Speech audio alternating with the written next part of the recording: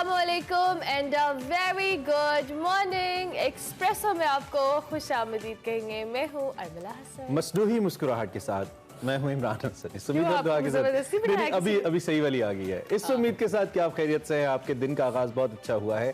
पीर को आपको बहुत जबरदस्त एनर्जी चाहिए होती है। इसका मैं आपको हल बताता हूँ। बहुत सारे लोग इतवार को भी चूंकि हफ्ते की तरह ट्रीट करते हैं, लेट्स होते हैं और टाइमली वो अपनी नींद पूरी नहीं करते, इसलिए मंडे उनको लगता है कि Monday is very tough for them.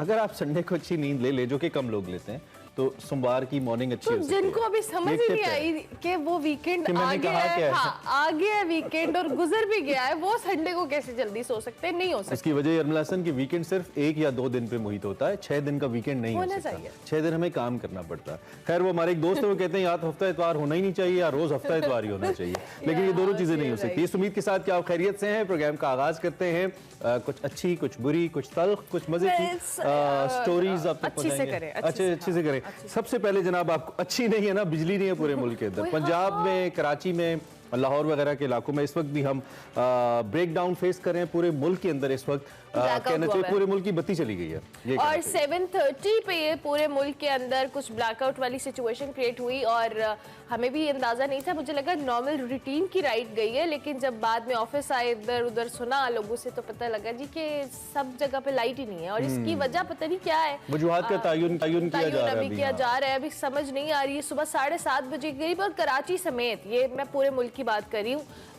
सिर्फ लाहौर की बात नहीं हो रही, तो बहुत सारी जगहों पे ये वाला मसाइल है। सो लेट्स सी क्या थोड़ी ना डिम हो गई लाइट, उसके बाद ऑफ हुई। इत्तेफाक से लाइट मेरी ऑन थी उस वक्त, और पहले थोड़ी सी डिम हुई लाइट थोड़ी देर, for a second or two, and then it like switched off. तो फिर उसके बाद मुझे लगा कि शायद ये कोई टेक्निकल प्रॉब्लम है बड़ा, चूंकि आई रिमेंबर एक दफा पूरा पाकिस्तान जब ब्रेक डाउन हुआ, पावर ब्रेक डाउन हुआ था, 2 बार हो चुका। हाँ, और माशाल्लाह ये तो अब तो आदत सी हम कैसे कि मुल्क पूरे के पास स्टेबलाइजर नहीं है, उनका क्या हुआ? पहले शहर की या मोहल्लों की जाती थी, अब पूरे मुल्क की बत्ती चली जाती है, पूरे सूबे की चली जाती है जी। सुबह पंजाब में लाइट नहीं है, ऐसा चल रहा है। और शायद हमारे सिस्टम थोड़े पुराने हो गए हैं, विद द टाइम ओवरहॉलिंग नहीं हुई उनकी, या हमारा कोई there is a problem technically. वो कह रहे हैं जी कि ये सारी सिचुएशन का जायजा लिया जा रहा है कि क्या खराबी है, टेक्निकल क्या मसाइल है, उसका तयन किया जाएगा और फिर उसके बाद इन्फॉर्म किया जाएगा कि क्यों लाइट गई है आपकी, तब तक आप सुकून।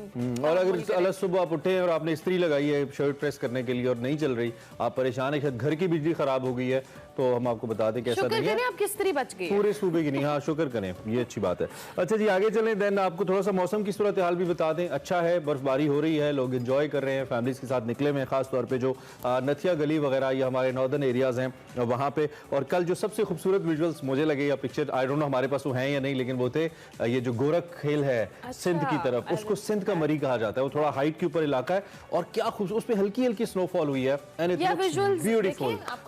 ये वाले तो मरी के शायद जो हम चला रहे हैं, ये मरी वाले हैं, लेकिन दैट लुक्स ब्यूटीफुल। अगर लोग सिंध के इलाके में हैं और वो मरी का मजा लेना चाहते हैं, मरी नहीं जा सकते, पेट्रोल बहुत महंगा है, तो गोरख खेल जा सकते हैं। That's a very good point. By the way petrol पे जाना पड़ेगा? नहीं, लेकिन नजदीक है ना, कम लगेगा ना। अब उसका भी आपको घर पे पेट्रोल दे दे कि जाए प्लीज घुमाए।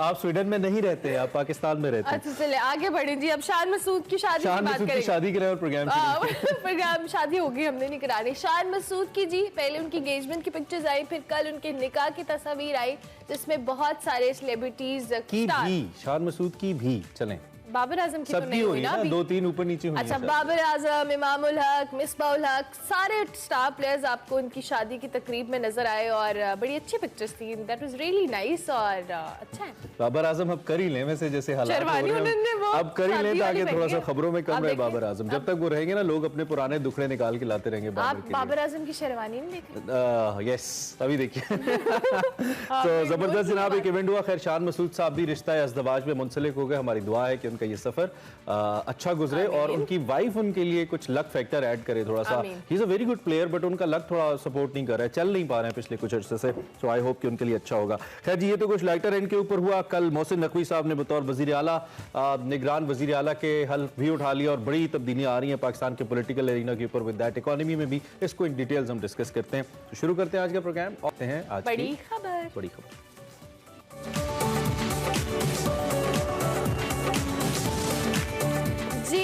जनाब, बड़ी खबर में मुख्तलिफ बातों पे हम बात करते हैं और मुल्की सियासी सूरत हाल पे और साथ साथ इकॉनमी के हवाले से भी हम बात करेंगे। और कराची की सूरत हाल क्या है कि कराची में जो मेयर कराची है उनके हवाले से क्या आप तब लेकिन कल जो सबसे बड़ी निगरान वज़ीर आला के हवाले से हुकूमत, वज़ीर आला के लिए हुकूमत और अपोजिशन ने 4 नाम दिए थे, जिसमें हुकूमत की जानिब से अगर हम बात करें तो अहमद नवाज सुखैर और नवीद अकरम चीमा के नाम जो है निगरान वज़ीर आला पंजाब के लिए तजवीज़ किए गए थे, जबकि अपोजिशन ने मोहसिन रजा नकवी और आहद चीमा के नाम दिए थे। तो इलेक्शन कमीशन ने जी निगरान वज़ीर आला के लिए सैयद मोहसिन रजा नकवी के नाम का इंतखाब किया है और सैयद मोहसिन रजा नकवी निगरान वज़ीर आला के तौर पर अपने फ़राइज़ सर अंजाम देंगे। इस हवाले से तहरीक इंसाफ की हिकमत अमली तैयार है और इसको चैलेंज करने का फैसला किया गया है। दूसरी जानिब तहरीक इंसाफ के जो चेयरमैन है इमरान खान साहब, उन्होंने कौमी असम्बली से इस्तीफों के बाद जो इंतखाबी मुहिम है वो तेज करने का फैसला किया है। पार्टी ज़राए के मुताबिक इमरान खान डॉक्टर से इजाजत के मिलने के बाद हुकूमत को टफ टाइम देने के लिए खुद मैदान में उतरेंगे और जलसों का शेड्यूल तैयार करने के लिए उन्होंने पार्टी को हिदायत कर दिया है। बिल्कुल, एक तरफ हमें खुशी है मोहसिन नकवी साहब के आने की कि हमारी फर्टर्निटी से, उनका जर्नलिस्ट कम्युनिटी से उनका ताल्लुक है, और दूसरी जानिब अफसोस इस वक्त यह है कि उनको भी मुतनाज़े किया जा रहा है। एक पार्टी नहीं मान रही और वो बड़ी पार्टी है पाकिस्तान की, काफी अरसे से उनको मुतनाज़ा किया जा रहा है। खैर, इंतखाबी मुहिम के अंदर रजीम चेंज के साथ महंगाई को इशू बनाया जाएगा, ये इमरान खान साहब का मौक़िफ़ है। तजावीज़ तैयार हैं, निकलने की इनफैक्ट तैयारी हो रही है और कौम को एक रोड मैप देंगे। रोड को अगर आप जल्दी से पढ़े नाजरीन तो आपको दौड़ भी समझ आता है, तो दौड़ मैप भी समझ आता है समटाइम्स। बार इमरान खान रोड मैप देंगे। इमरान खान की जो इलेक्शन कराओ मुल्क बचाओ मुहिम है, इसमें तेजी लाने की कोशिश है। आखिरी पत्ता इमरान खान खेल चुके हैं यहाँ पे, ये बहुत इंपॉर्टेंट है, और वो है असम्बलियाँ छोड़ने का।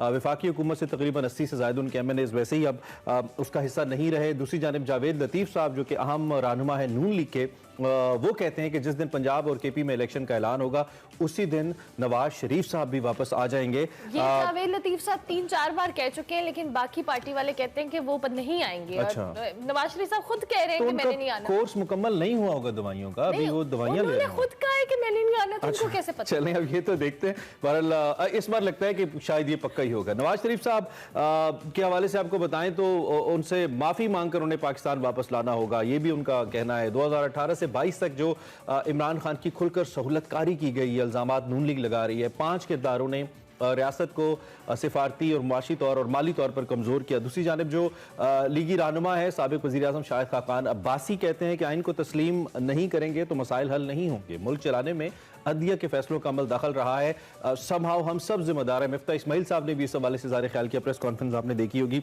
हमारे साथ इस सारी सूरत हाल पर बात करने के लिए कामरान यूस को हमने आज इंगेज किया है कि वो हमें इस सारी सूरत हाल पर अपना तजिया दें, तो उनसे हम बात करते हैं। कामरान, गुड मॉर्निंग, कैसे हैं आप? ठीक ठाक हैं? जी मैं बिल्कुल ठीक ठाक हूँ। आपने बिजली है नहीं, सर्दी में मुझे बाहर बैठना पड़ा है, कि लाइट है नहीं। सॉरी, माजरत, हमें बिल्कुल अंदाजा नहीं। अब आपको एहसास होगा। प्रोफेशनल हैजर्ड्स तो हैं, हम आदी हैं। चले बिल्कुल, एक जर्नलिस्ट तो आदी होता ही है। खैर Kamran, once again thanking you, बहुत शुक्रिया आपने ज्वाइन किया। सूरत हाल हमने एक मंजरनामा तो सामने रखा है। सबसे पहले पंजाब के ऊपर आ जाइए।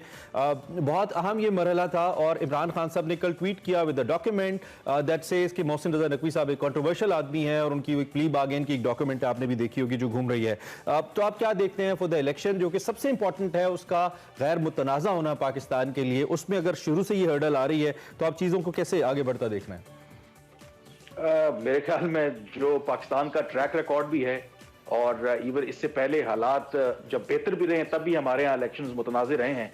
अब जब हम इतना तकसीम है, इतनी ज़्यादा सियासी तौर पर पोलराइजेशन है, तो मोहसिन नकवी होते या कोई और होता, डेफिनेटली ये इलेक्शन जो है और इवन हर मूव जो है फ्रॉम नाउ ऑनवर्ड्स वो होगा तो मुतनाज़ ही। और यही सबसे बड़ी मेरे ख्याल में कंसर्न वाली बात है कि हालांकि जो निगरान वज़ीर आला है या निगरान वज़ीर आज़म है, उसके पास कौन सा एक जादू की छड़ी है कि अगर आपकी मर्जी का बंदा लग जाएगा तो उससे पता नहीं क्या चेंज आ जाएगा। लेकिन क्योंकि हमारी सियासी जमातों के अंदर तकसीम इतना बढ़ गया है कि एक छोटी सी बात पर भी आप इत्तेफाक नहीं हो सकता। हालांकि KP के अंदर ये हमने एक शॉकिंगली प्लेजेंटली एक सरप्राइज देखा कि वहां पर एक इत्तेफाक हो गया। क्या पंजाब में नहीं हो सकता था? डेफिनेटली हो सकता था। लेकिन अब अगर इत्तेफाक नहीं हुआ और आइन के मुताबिक इलेक्शन कमीशन का काम है कि उसने नामजद करना है या उसने अपॉइंट करना है केयर टेकर वज़ीर आला, अगर उन्होंने किया है, अगर वो PTI का नॉमिनी होता तो गवर्नमेंट वाले शोर मचाते। अब जो PDM का नॉमिनी है तो PTI शोर मचा रही है। तो there is no end to it. और सबसे बड़ी बात और सबसे बड़ा प्रॉब्लम इस वक्त ये है कि पाकिस्तान जिस तरफ जा रहा है मुआशी तौर पर, और ये जो सियासी तनाज़ात हैं, ये लगता है कि मुल्क को बंद गली की तरफ तो ले जा चुके हैं, लेकिन क्या बंद गली से हम कैसे निकलेंगे, उसके चांसेस भी हमें निकलते हुए मादूम नजर आ रहे हैं। बिल्कुल, अभी चांसेस नजर नहीं आ रहे और सियासत में चल ही पड़ा है। एक सियासी जमात का कोई भी रिप्रेजेंटेटिव आता है तो दूसरी सियासी जमात खुलकर एहतजाज करती है। दूसरी जानिब का इमरान खान साहब ने फिर अब मुल्क इलेक्शन कराओ मुल्क बचाओ मुहिम का जो कह लेना इंदिया दे दिया है। उन्होंने कहा है पार्ट 2 शुरू हो गया। जी है जी। अब पहले आपने इकोनॉमी की बात की कि इकोनॉमी हमारी पहले ही बेचारी बुरा हाल है, अवाम भुगत रही है सब कुछ इन सियासी मकासद जो इनके हैं। जो नए जलसों का शेड्यूल जारी करेंगे और खुद मैदान में उतरेंगे, आपको लगता है कि जो पहले की कैंपेन्स है उनका जिस तरह का इम्पैक्ट आया था, क्या इसी तरह का इम्पैक्ट होगा या इस बार इमरान खान साहब कोई डिफरेंस क्रिएट कर पाएंगे अपनी कैंपेन से? देखें, जो इमरान खान साहब ने जो उनका मुतालबा था जब पिछले साल अप्रैल में तहरीक अदम एतमाद के जरिए इक़्तिदार उन्हें खो बैठे, वो कबल अज़ वक्त इंतखाबात चाहते थे। अब इस बात को 9 माह तो हो गए हैं, 9 माह गुजर गए हैं और अभी आखिरी पत्ता जैसे उन्होंने पंजाब असेंबली और केपी असेंबली तोड़ के वो भी खेल लिया। और जो पीडीएम की हुकूमत है एज ऑफ नाउ, वो तो ये कह रहे हैं कि ठीक है पंजाब और केपी के अंदर हम इंतखाबात पहले करवा लेंगे और बाकी जो कौमी असेंबली और बाकी दो सूबों में वो वक्त पर इंतखाबात होंगे। तो इमरान खान का ट्रैक रिकॉर्ड देखते हुए फिलहाल तो ये नहीं लगता कि इमरान खान जलसे जुलूसों की वजह से जो पार्ट 2 है उसके जरिए इम्पैक्ट जो है क्रिएट कर पाएंगे और गवर्नमेंट जो है वो मजबूर हो जाएगी इलेक्शन करवाने पे। हाँ, गवर्नमेंट जैसे तरीके इंसाफ का कहते थे कि वो अपने बोझ से गिरेगी, तो ये गवर्नमेंट भी जो है पीडीएम जो इस वक्त मुआशी चैलेंज जो सबसे बड़ा अहम इस वक्त इशू है कि IMF का प्रोग्राम अगर बहाल नहीं होता तो फिर जिस बहरान की तरफ बढ़ेगा, तो क्या ऐसी सूरत में ये गवर्नमेंट जो है इररिस्पेक्टिव कि पीटीआई क्या करती है, जलसे करती है नहीं करती, इमरान खान साहब दबाव बढ़ाते हैं नहीं बढ़ाते, क्या ऐसी सूरत में ये गवर्नमेंट जो है कंटिन्यू कर पाएगी? ये एक बहुत बड़ा मेरे ख्याल में सवालिया निशान है। तो इमरान खान का जहां तक इम्पैक्ट की बात है, वो मुझे नहीं लगता कि जलसे जुलूसों से वो उस तरह से इम्पैक्ट क्रिएट कर पाएंगे। ये जो मुसलसल तुरुख जनरल बाजवा की तरफ है इमरान खान का, इसका क्या फायदा है कामरान इनको? जनरल बाजवा तो अब पावर में नहीं रहे, is a retired general now, उनकी अपनी प्राइवेट लाइफ है और अगर कोई एसोसिएशन उनकी इससे पहले की भी जाती है तो नवाज शरीफ साहब है स्टार्टेड इन गुजरांवाला, उन्होंने सबसे पहले जनरल बाजवा को इमरान के हक में कहा कि खान साहब के हक में उन्होंने जो कुछ की पॉलिटिकल इंजीनियरिंग, ये बार बार और अब कैटेगोरिकली जो मुसलसल जनरल बाजवा को तनकीद करे, इसका कोई सियासी बेनिफिट है इमरान खान को? अगर उनके हामी जनरल बाजवा को लान तान करना शुरू कर देते हैं या करते रहते हैं, इससे पॉलिटिकली क्या फायदा है? इमरान खान क्यों कर रहे हैं ये बार बार? आई थिंक ये जो उनका बयानिया है डेफिनेटली सपोर्टर्स में बिकता है। और दूसरा उसकी सबसे जो बड़ी वजह है, अगर आप देखें इमरान खान साहब ये कहते हैं क्योंकि जो 4.25 साल की उनकी कारकर्दगी रही, लोग ये सवाल भी करते हैं जेन्युइनली कि आपने उससे पहले जो वादे किए थे कहां पे इस्लाहात लाई। तो ये डिफेंस वो जब लेते हैं कि उनके पास तो इख्तियार था ही नहीं, सारा इख्तियार तो जनरल बाजवा के पास था, तो ये इन अ वे जो उनके ऊपर क्रिटिसिज्म होता है कि उनकी हुकूमत में वो रिफॉर्म्स उन्होंने क्यों नहीं की जिसके उनके वादे किए थे, तो उनका जवाब वो ये देते हैं कि उनके पास इख्तियार नहीं था।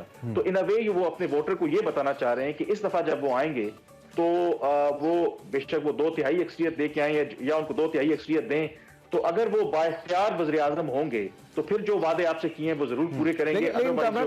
ये फिर स्ट्रेटजी क्या है कि मौजूदा एस्टेब्लिशमेंट से आप बना के रखना चाहते हैं? आप इंटरनेशनल चैनल्स पे ये कहते हैं कि हमारा उनसे कोई रिलेशनशिप नहीं है, बट आप बैक डोर से, बैक चैनल से उनको पैगाम दिलवाते हैं। फवाद चौधरी साहब जैसे लोगों से मुशायराना ट्वीट्स करवाते हैं कि हमारा लव हेट रिलेशनशिप है, कभी आपसे बड़ी वफा थी हमारी एंड ऑल दैट, और दूसरी जानिब आप ये रवैया पुराने आर्मी चीफ से रखते हैं, तो ये स्ट्रेटजी क्या है? देखें, स्ट्रेटजी बड़े वाजे है कि बेशक वो जनरल बाजवा पे टारगेट करते हैं, लेकिन साथ ये भी कहते हैं कि बाजवा डॉक्ट्रिन जो है वो आज भी कंटिन्यू कर रहा है। तो इन अ वे जनरल बाजवा को टारगेट करके वो एस्टेब्लिशमेंट को ही टारगेट कर रहे हैं और शायद उनको ये लगता है कि ये उनकी जो स्ट्रेटजी है। इमरान खान, देखिए इमरान खान और नवाज शरीफ की पॉलिसी में एक डिफरेंस है। इमरान खान ये नहीं कहते कि एस्टेब्लिशमेंट न्यूट्रल हो जाए, एस्टेब्लिशमेंट जो है वो आइन और कानून के ताबे हो। वो ये कहते हैं कि एस्टेब्लिशमेंट एक रियलिटी है, एस्टेब्लिशमेंट का किरदार होना चाहिए, लेकिन एस्टेब्लिशमेंट मेरे अलावा किसी को सपोर्ट ना करे। तो जनरल बाजवा पे टारगेट करने का मकसद ये है कि उनको ये लगता है कि जो मौजूदा जो एस्टेब्लिशमेंट है, जो मौजूदा आर्मी चीफ है, कि शायद उस वजह से उनके साथ वो बातचीत का आगाज करें और जो भी इनके गिले शिकवे हैं वो दूर हों और आगे वो निकले। क्योंकि इमरान खान साहब को बावजूद इसके कि वो इस वक्त मकबूल तरीन लीडर हैं, उनको ये भी पता है शायद कहीं ना कहीं दिमाग में कि अगर उनकी एस्टेब्लिशमेंट के साथ लाइन और लेंथ ठीक ना हुई तो शायद वो इक्तदार में ना आ सके, बावजूद इसकी कि वो पॉपुलर हैं, वो डिस्क्वालीफाई भी हो सकते हैं। तो वो जो खौफ है ना इमरान खान के दिमाग में, उसको दूर करने के लिए शायद वो जनरल बाजवा को टारगेट करते हैं, ताकि उस चक्कर में उनकी बातचीत हो सके मौजूदा एस्टेब्लिशमेंट के साथ और उनके साथ एक फ्रेश वो मुआहदा कर सके। ओके ठीक हो गया। इन द एंड कामरान, मुल्की मईशत के हवाले से आपने अभी खुद भी मेंशन किया कि अगर IMF प्रोग्राम के साथ हमारे मामलात आगे ना बढ़े तो मुल्क की जो मईशत है वो एक बहरान का शिकार हो सकती है, और ऑलरेडी हम बहुत क्योस और क्रंच की सिचुएशन में हैं। इकोनॉमी के हवाले से आपको क्या लगता है, अब हुकूमत को क्या अगला लाएअमल करना इख्तियार करना चाहिए, और IMF से जो मामलात हैं उनको किस स्टेज पे लेके जाना चाहिए? देखें, पाकिस्तान के पास और इस हुकूमत के पास कोई ऑप्शन नहीं है सिवाय इसके कि वो IMF के साथ प्रोग्राम को बहाल करवाए, क्योंकि उसकी वजह यह है कि इससे पहले शायद इस हुकूमत का ख्याल था कि अगर हम दोस्त ममालिक से कुछ पैसे पकड़ के इलेक्शन से पहले ये मामला चला लेंगे और फिर इलेक्शन के बाद अगर लॉन्ग टर्म IMF के साथ चीजों को ठीक करना है तो वो कर लेंगे। लेकिन अब जो हमारे दोस्त ममालिक हैं उन्होंने भी हाथ उठा दिए हैं, उन्होंने एक वाज़ेह पैगाम पाकिस्तान को दे दिया है कि आपको इस्लाहात करना पड़ेगी, आपको कैश ग्रांट नहीं मिलेगी। सऊदी अरब के फाइनेंस मिनिस्टर ने वर्ल्ड इकोनॉमिक फोरम पे बड़ा वाज़ेह तौर पर कहा कि हम पाकिस्तान की मदद करना चाहते हैं, लेकिन ऐसे नहीं जैसे माजी में करते रहे हैं। हम चाहते हैं कि पाकिस्तान इस्लाहात करे। जब सऊदी अरब अपने अवाम के ऊपर टैक्स लगा रहा है तो हम चाहते हैं कि हमारे दोस्त और इत्तेहादी ममालिक भी अपने जो टैक्स का निजाम है उसको बेहतर करें, इस्लाहात लाएं। तो इसका मतलब है कि आपके पास अब कोई ऑप्शन नहीं बचा IMF के प्रोग्राम के अलावा, और अगर आप IMF का प्रोग्राम नहीं करते तो खुदा ना खास्ता फिर पाकिस्तान के दिवालिया होने के जो चांसेस हैं वो बहुत हद तक बढ़ जाएंगे। ठीक है Kamran, thank you very much, बहुत शुक्रिया। सर्दी में हमारे साथ मौजूद थे और आपने तजिया हमारे सामने रखा। कामरान यूसुफ, और सर्दी की वजह जैसे कि हमने आपको बताया वो पावर ब्रेक डाउन है जो इस वक्त हुआ है, और पंजाब के अंदर, सिंध के अंदर मुख्तलिफ इलाकों में रिपोर्टरी विल ट्राई कि हम आपको ऑफिशियल अपडेट भी दे पाएँ इस हवाले से ताज़ा तरीन सूरत हाल क्या है, लेकिन इस वक्त की सूरत हाल चल रही है। खैर, पोलिटिकली चूँकि हम इस वक्त एक क्योस का शिकार है पाकिस्तान। कल बहुत सारे लोगों ने यहाँ पे, जो मैंने एक कॉमन ख्याल सुना जो मुमकिन तौर पे नहीं आता, वो कल लोगों से सुनने को मिला कि लोग कहते हैं कि ये सब आपस में अपने मफाद की पॉलिटिक्स करें, और ये सोच बहुत तेजी से पेनिट्रेट करी है, चाहे किसी भी पार्टी के नुमाइंदगान हो उनके अंदर। तो ये चीज़ ठीक नहीं है पाकिस्तान की जमहूरियत के लिए। और उसका एक ट्रेलर हमने कराची में देखा, सिर्फ 25% तक जो टर्न आउट था वो था, यानी कि 100 में से 25 लोग आए, 75 ने अपने मुस्तकबिल का फैसला इन लोगों पे छोड़ना मुनासिब ही नहीं समझा। Very alarming. चलें जी, प्रोग्राम में एक आखिरी स्टोरी। ब्रेक पर जाने से पहले आपको बताएं कि स्वीडन में कुरान पाक की बेहुरमती पर मुस्लिम दुनिया का शदीद एहतजाज जारी है, और इस्लामी ताउन तंजीम, सऊदी अरब, ईरान, तुर्किया, मुत्तहिदा अरब अमारात, कुवैत, उर्दन और मिस्र ने वाक़े की शदीद अल्फाज में मजम्मत की है। तुर्किया के वजीर खारिजा का कहना है कि इज़हार राय आज़ादी की आड़ में मुसलमानों की मुक़द्दस किताब पर होने वाले घिनौने हमले ने ये नाकाबिले बर्दाश्त है। इस्तांबुल में स्वीडन के कौंसल खाने के करीब जो वाक़या है, इसके खिलाफ रैली निकाली गई। तुर्किया हुकूमत ने स्वीडन के वजीर दिफा का अगले हफ्ते का दौरा भी मनसूख कर दिया। दूसरी जानिब स्वीडन के वजीर आज़म ने वाक़े की मजम्मत करते हुए मुसलमानों के साथ हमदर्दी का भी इज़हार किया। बिल्कुल, स्वीडन में आपको बताएं कि यहाँ दाएं बाजू के इंतहा पसंद सियासतदान हैं रेस्मस पेलोदिन, आई होप मैं नाम सही पढ़ रहा हूँ, उन्होंने तुर्किया के सफारत खाने के सामने मुजाहिर में कुरान पाक की बेहुरमती की थी। मुजाहिरा स्वीडन की नेटो में शमूलियत की मुखालफत पर तुर्किया के खिलाफ किया जा रहा था। इस पर वज़ीर आज़म शहबाज शरीफ ने भी, पाकिस्तान के वज़ीर आज़म ने भी ट्वीट की और कहा कि स्वीडन में कुरान पाक की बेहुरमती के घिनौने फेल की मजम्मत के लिए अल्फाज काफ़ी नहीं है। आज़ादी इज़हार राय को दुनिया भर के 1.5 अरब मुसलमानों के मजहबी जज्बात को मजरूह करने के लिए इस्तेमाल किया जा रहा है। इमरान खान साहब ने भी ट्वीट की, और जब भी ये मसला आता है, और I always give credit to Imran Khan जिन्होंने इंटरनेशनल फोरम के ऊपर इस्लामोफोबिया का मसला उठाया था, और ये अभी भी दुनिया के अंदर है, काफ़ी हद तक इस पर अमल हुआ है। यूनाइटेड नेशंस ने एक डे बाकायदा डिक्लेयर की अपने चार्टर के अंदर, लेकिन उसके बावजूद कुछ इंतहा पसंद ऐसे हैं जो कि मजहबी मनफियत को और मजहबी जो नफरत है उसको बढ़ाने की कोशिश करते हैं। सो इंतहाई अफसोसनाक वाक़या है। इस्लाम तो हमें दर्श नहीं देता कि हम तोड़ फोड़ करें, इस्लाम तो गाली के बदले गाली का दर्श नहीं देता है, हमारे नबी की तो ये सुन्नत नहीं है। लेकिन दुनिया भर के अंदर ये जो हो रहा है, ये इसको ऐसे ही होने दिया जाए, ये भी काबिल कबूल नहीं है। तो इस सूरत हाल के ऊपर हम आपको आगाह करें। हमारी भी तमाम तर जो मजहबी हमारी जो हमदर्दी है वो तमाम उन लोगों के साथ है जो कि रोड के ऊपर इस हवाले से बरसरे एहतजाज हैं, और उसके साथ साथ हम उम्मीद करते हैं कि हुकूमत, जो स्वीडन की हुकूमत है, वो इसके खिलाफ एक्शन लेगी, इस घिनौने अमल के खिलाफ। कराची समेत जी मुल्क भर में बिजली के हवाले से जो बिजली की फराहमी सलामी है वो मुअत्तल हुई है। मजीद हम आपको अपडेट करते रहेंगे। अभी एक ब्रेक लेंगे, ब्रेक के बाद हाजिर होंगे।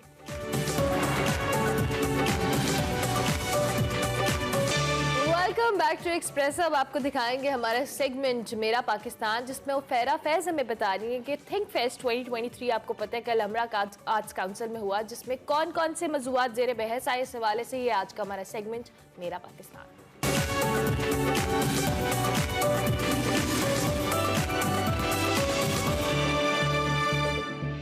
यहाँ आपको लिटरेरी एकेडमिक सेशंस ज़्यादा नजर आएंगे। E books are great. It's a place full of ideas. Underground mass transit is way more expensive than above ground mass transit. इस वक्त मैं अलहमरा आर्ट काउंसिल में मौजूद हूँ, जहाँ पर हर साल की तरह थिंक फेस्टिवल का इनकाद किया गया है। इस फेस्टिवल में मुआशी, माशरती और समाजी मसाइल जो हैं उनको ज़ेरे बहस लाया जाएगा। ये हमारा काम कि हम देखें कि ये हमारी मईशत का ये हाल क्यों हुआ है। I think we can come and get some lessons from the people of Pakistan. Think festival में ना सिर्फ पाकिस्तान बल्कि दुनिया भर के मुफक्किरीन हिस्सा लेते हैं और मुख्तलिफ पैनल डिस्कशंस में मुआशरे में मौजूद मसाइल का हल तलाश करने की कोशिश करते हैं। इसके अलावा सबसे मज़ेदार बात यह है कि यहाँ पर बुक्स के स्टॉल्स भी लगाए गए हैं और खुशी मुझे इस चीज़ की हो रही है कि इन स्टॉल्स पर लोगों का जो रश है वो दीदनी है।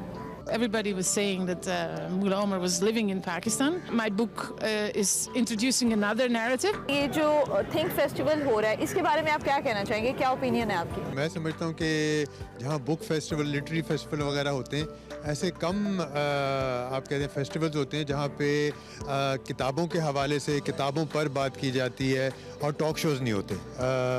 आमतौर पे अब लिटरेरी फेस्टिवल जो है वो एक मुशायरा हो गए हैं और एक टॉक शो हो गए हैं। ये जो थिंक फेस्ट कहलाता है इसका मकसद ही यही है कि आएँ, सोचें, गौर करें, बहस करें, इत्तेफाक करें और इख्तलाफ करें। कि can you please tell me what is the importance of book reading in our society? I think, despite the rise of internet and the fact that books in proper like paper support are disappearing, I think they remain highly important in terms of access to culture and just in terms of like the creation or the formation of like critical thinking for the general public. So e-books are great, but we should really maintain books in like proper paper form. Ma'am, मेरा आपसे आज सवाल ये है कि पाकिस्तान में जो economic crisis है उसकी जिम्मेदारी कोई भी नहीं लेता, ना सिटिंग गवर्नमेंट लेती है ना प्रीवियस गवर्नमेंट लेती है, तो आपकी नज़र में जिम्मेदार है कौन? अव्वल तो सारी कौम जिम्मेदार है, क्योंकि हम सबका हक मारा जा रहा है। अगर हक चंद से इशराफिया जो हैं, जो अपने आप को हुक्मरान गर्दानते हैं, वो इसके ज़िम्मेदार हैं और वो सोचते हैं हम फ़िरौन की जगह हमने ले लिए, जो कुछ समेटना है हम समेट लें। ये नहीं पता कि साथ तो कुछ नहीं जाएगा। ये कोई नहीं सोचता, मंशूर कुछ होता है। हमसे लेके जो मुंतखब होते हैं लोग, वो हमारी अमानतें लेके जाते हैं ना वहाँ, क्योंकि हमारी अमानत है वोट। वो जब वहाँ बैठते हैं सब भूल जाते हैं कि क्या बात थी। ये हमारा काम है कि हम देखें कि ये हमारी मईशत का ये हाल क्यों हुआ है, हमारा शऊर कहाँ गया है। हर फर्द है मिल्लत के मुकद्दर का सितारा। आपके नज़दीक जो पाकिस्तान को दरपेश मसाइल हैं क्लाइमेट को लेके स्पेशली, क्या सोल्यूशन उसका हो सकता है? There is never a single solution for everything. So मेरा ख्याल है कि I come from a background with technology. So what I see, technology if not can answer everything, it can answer a lot. So मेरा ख्याल है हम as a nation बहुत कम rely करते हैं टेक्नोलॉजिकल सॉल्यूशंस के ऊपर, अपने क्लाइमेट को, अपनी जियोग्राफी को समझने में और फिर उसके लिए सॉल्यूशन डेवलप करने में। सो मेरा ख्याल है कि इट्स टाइम कि हम टेक्नोलॉजिकल सॉल्यूशंस की तरफ जाएं। What's your opinion about this festival? What I've seen so far is very exciting and I think very fruitful. It's a place full of ideas. It's a forum full of ideas. Many people, many colleagues from around the world and around Europe and the area. So it seems like a very exciting event so far. Shahroz, बहुत से लोग ये जानना चाहते हैं कि 17 साल की उम्र में कौन सी ऐसी चीज़ थी जिसने आपको इतना मोटिवेट किया कि आपने चोटी सर कर ली? मुझे ऑब्वियसली एक मोटिवेशन इटसेल्फ, माउंटेन भी एक मोटिवेशन ही थी मेरे लिए। लोग क्यों जा रहे हैं ऊपर, बेसिकली ये क्वेश्चन था जिससे मुझे आज भी दुनिया के 10 बड़े पहाड़ जो हैं वो उस पर चढ़ा रहा है ये क्वेश्चन, लेकिन there is always a sense of achievement, confidence, self esteem you gain up there. जब ये जर्नी स्टार्ट हुई और आपने अपना सफ़र का आगाज़ किया, तो सफ़र से लेकर एंडिंग तक कुछ ऐसी चीज़ें हैं जो आप शेयर करना चाहेंगे? फर्स्ट ऑफ ऑल ये मेरी लाइफ में बहुत सारे इस तरह के वाक़यात हुए जिसमें मुझे सिखाया कि नेवर गिव अप। दूसरी बात ये है कि it doesn't matter how old are you, आपका विजन कितना बड़ा है ये मैटर करता है चीज़ में। और उसके बाद ये है कि ज़िंदगी जो है वो एक्सप्लोर करने के लिए है, travel around the world, meet new people and explore. क्योंकि टेक्नोलॉजी का दौर है और ई बुक्स का दौर है, लेकिन हार्ड कॉपी में बुक खरीदना और उसको पढ़ना, इस चीज़ को आप किस तरह से देखते हैं? वेल मुझे लगता है इसका एक अपना वो क्रिज्मा या वो फील तो है। जब आप चार्म है, आप आते हैं, देखते हैं, आप उससे टच करते हैं, आप उससे लेके बैठते हैं। लेकिन as far as e books are concerned, तो आई थिंक कि अब टेक्नोलॉजी के इस दौर में हमें उसी तरफ ही हम जा रहे हैं। It's very convenient for a student, scholar, I my self, I am a teacher. तो मेरे लिए बहुत ईजी होता है 2 टैब्स देखना, एक में बुक चल रही है और सेकेंडली उसमें मैं वर्ल्ड पे नोट्स ले रहा हूँ या बाकी कुछ कर रहा हूँ। सर, हम पाकिस्तान में चेंज लाने की बात करते हैं, नए पाकिस्तान की बात करते हैं, तो हमें अपनी सोच को बदलने की कितनी ज़रूरत है? ये ज्यादती यहाँ के नौजवानों से, आपके एजुकेशनल सिस्टम से हुई है, जिसमें क्रिटिकल थिंकिंग की कोई गुंजाइश ही नहीं है।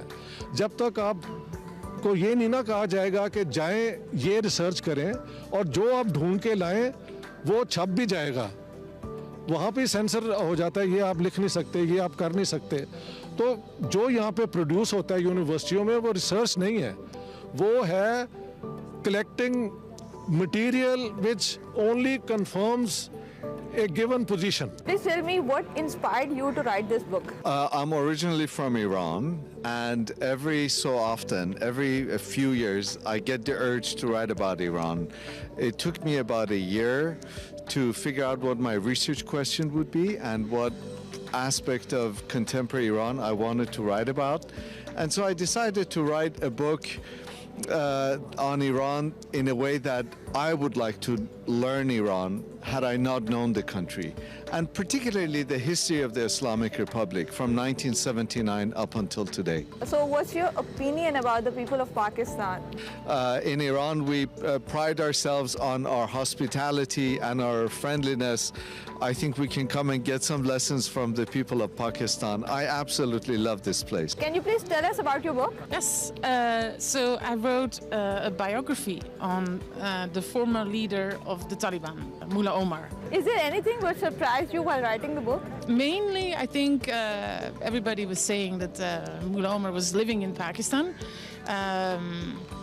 And my book is introducing another narrative and saying, no, Mullah Omar was basically living in Afghanistan all the time.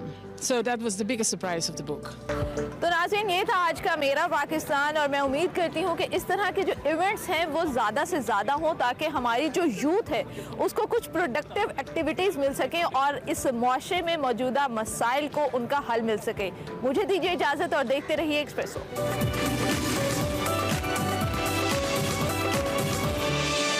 Welcome back. अब पाकिस्तान के सबसे बड़े शहर, पाकिस्तान के माशी हब कराची की बात करते हैं। बल्दियाती इंतखाबात वहाँ पे कहने को तो हुए, लेकिन एक हफ्ता गुजर चुका है और मेयर कराची का नाम अभी तक फाइनल नहीं हो सका है, जिसके लिए जमात इस्लामी भी कोशां हैं, वो भी मुख्तलिफ लोगों से मुलाकातें कर रहे हैं। पीपल्स पार्टी के वफ़द से भी उनकी मुलाकात हुई है, नून लीग के वफ़द से भी कल उनकी मुलाकात हुई है। मेयर कराची के मामले पर जो जमात इस्लामी है उसने तहरीक इंसाफ से ताउन मांग लिया है। 4 रुकनी मुश्तरका कमेटी बनाने पर इत्तफाक कर लिया गया है।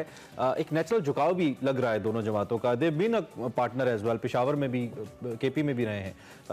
अभी तक जो फाइनल है ये नाम नहीं हो सका है। दूसरी जानब जो मेयर कराची है उसके बारे में ये कि कौन होगा, अगर कहा जाए कि मेयर कराची के लिए जोड़ तोड़ जारी है और तमाम सियासी पार्टियां एक दूसरे को राम करने में लगी हैं तो गलत नहीं होगा, लेकिन अभी तक सूरत हाल सामने नहीं आई है। बिल्कुल, और मेयर कराची जिस भी जमात का हो, कराची की बेहतरी के लिए काम करे, हम तो यही चाहते हैं। दूसरी जानिब MQM बल्दियाती इलेक्शन पर सीख पाया। गुज़िश्ता रोज MQM रहनुमाओं ने बल्दियाती इलेक्शन में होने वाली धांधली को लेकर सड़कों पर आने का जी ऐलान कर दिया है और कहा है कि प्री पोल धांधली से कराची को किसी और का शहर साबित करने की साजिश की गई है। उसके साथ साथ MQM के खालिद मकबूल सिद्दीकी भी कहते हैं कि सड़कों पर आकर अपनी जद्दोजहद को आखिरी मरहले में लेकर जाएंगे और मुस्तफ़ा कमाल कहते हैं कि वफाकी और सूबाई हुकूमत नहीं बना सकते, अब हमें बलदियाती इदारे भी नहीं दिए जा रहे। इसी हवाले से बात करते हैं हमारे ब्यूरो चीफ कराची फैसल हुसैन हमारे साथ। फैसल साहब बहुत शुक्रिया।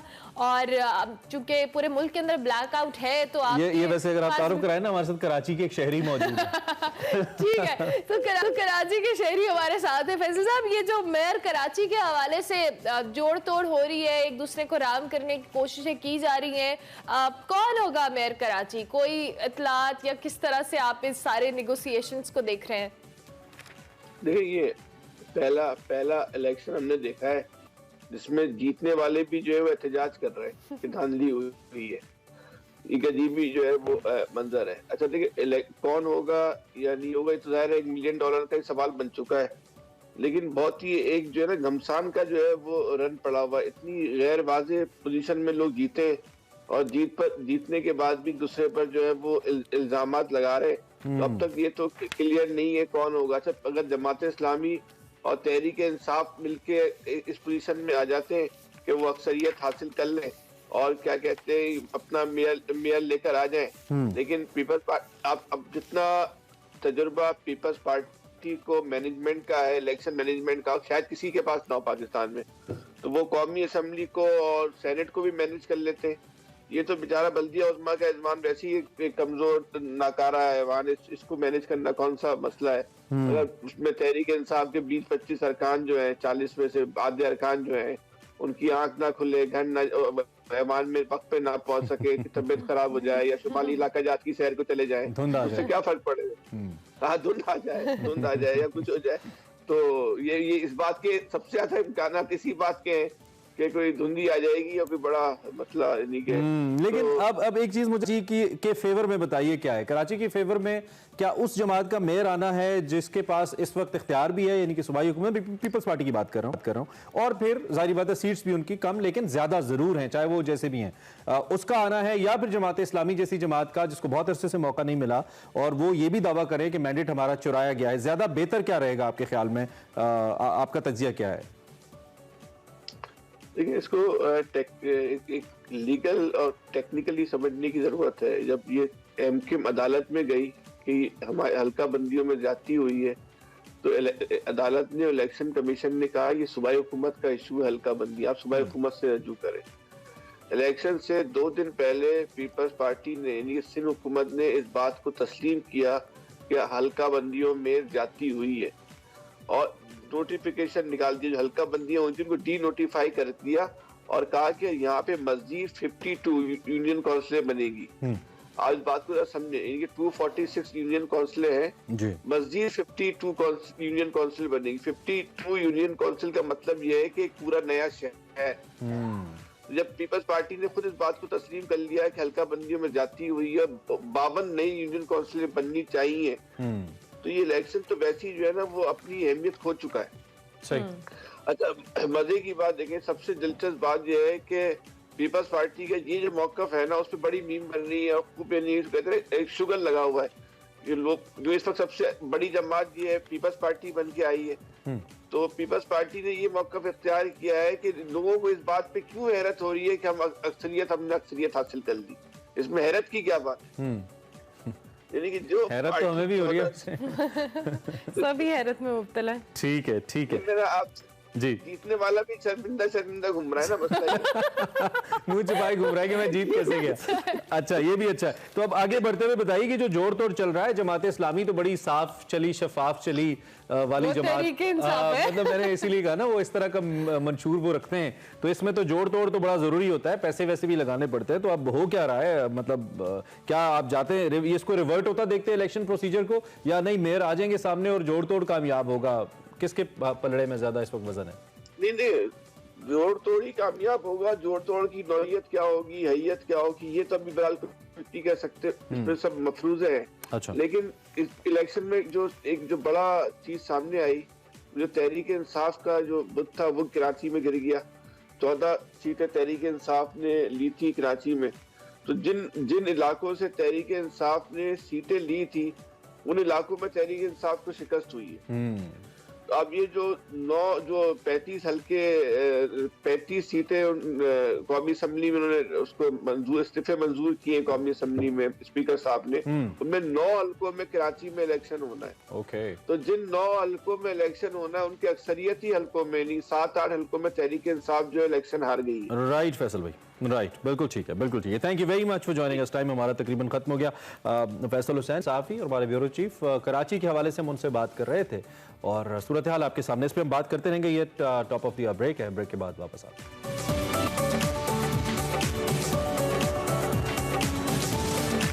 Welcome back to Expresso. Programme के दूसरे हिस्से में आपको खुशामदीद कहेंगे और अब आपको दिखाएंगे हमारा सेगमेंट माइंड मैटर्स, जिसमें वकार अहमद मलिक और मौज़म नज़ीर बात कर रहे हैं कि सर्दियों में जो डेजर्ट टूरिज्म है उसका क्या पोटेंशियल है। इसी हवाले से देखते हैं आज का सेगमेंट। पंजाब में एक ख़ास वेव चलती है गर्मियों में, और वो ये होता है कि हाँ पंजाब, जितना पंजाब है वो पहाड़ों की जानिब दौड़ता है और गिलगित बल्तिस्तान की जानिब दौड़ता है, कश्मीर की जानिब टेम्परेचर की तब्दीली के हवाले से ये टूरिज़म जो है वो सारा का सारा ऑफकोर्स पहाड़ों की तरफ जाता है। लेकिन जब सर्दियाँ आती हैं तो उसमें डेजर्ट टूरिज़म जो है वो कितनी बड़ी चीज़ है। आपको मालूम है कि हमने 30 किस्तों पे एक प्रोग्राम पेश किया था थार के हवाले से, और थार में हमने आपको बताया था कि क्या क्या खूबसूरत चीज़ें हैं जो कि एक्सप्लोर की जा सकती हैं और उनको एक्सपीरियंस किया जा सकता है, कल्चर को भी, लैंडस्केप को भी, और तमाम चीज़ों को। इसी तरह जो चोलिस्तान है, चोलिस्तान जो कि पंजाब में है, वहाँ पे डेजर्ट टूरिज़म जो है उसका कितना पोटेंशियल मौजूद है, हमें मौज़म साहब हमारे गेस्ट हैं, इनसे बेहतर कोई नहीं बता सकता, क्योंकि पंजाब के टूरिज़म के हवाले से इन्होंने बेतहाशा काम किया है।